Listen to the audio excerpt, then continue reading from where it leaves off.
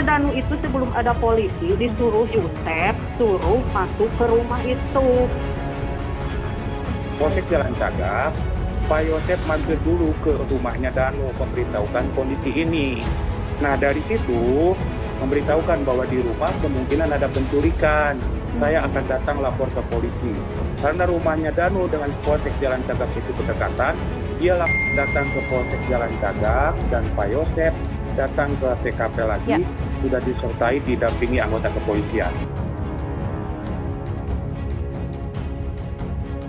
Sebelum polisi datang, Yosep suruh Danu masuk ke rumah korban.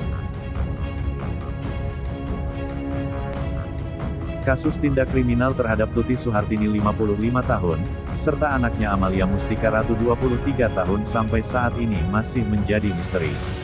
Sementara itu, di sisi lain identitas dari saksi Mr. X yang pada sebelumnya disebut oleh Yosep 55 tahun memiliki akses keluar masuk dari rumah kedua korban akhirnya terungkap.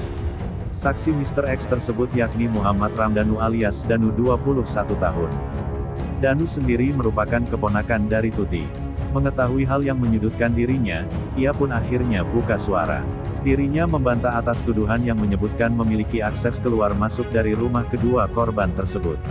Tanggapan saya silahkan saja, soalnya saya gak punya salah apa-apa di kasus ini.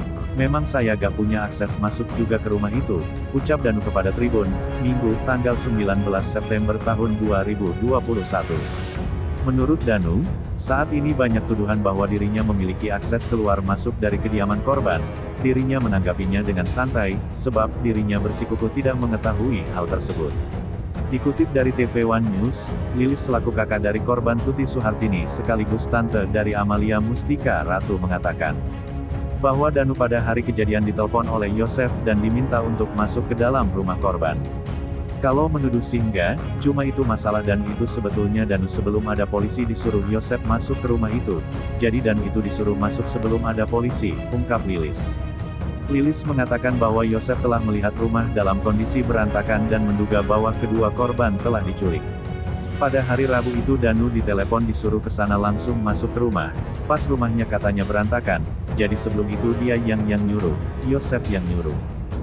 Enung sama Amel itu katanya ada yang nyulik jadi disuruh masuk, jadi sebelum ada polisi itu sudah disuruh masuk, ungkap Lilis. Pada pagi di hari kejadian, Danu memang sempat masuk ke dalam rumah tersebut, dan menurut pengakuan Lilis, Danu hanya sekedar melihat-lihat kondisi rumah setelah itu Danu langsung bergegas pergi.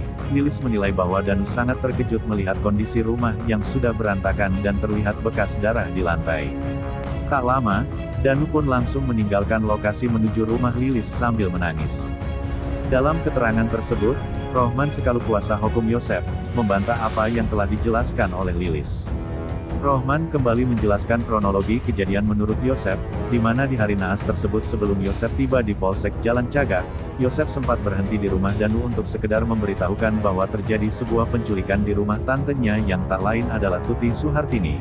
Yosep pun meminta Danu untuk kembali keberadaan korban di dalam rumah tersebut. Rohman beralasan, hal itu dilakukan oleh Yosep karena rumah Danu berdekatan dengan Polsek Jalan Cagak.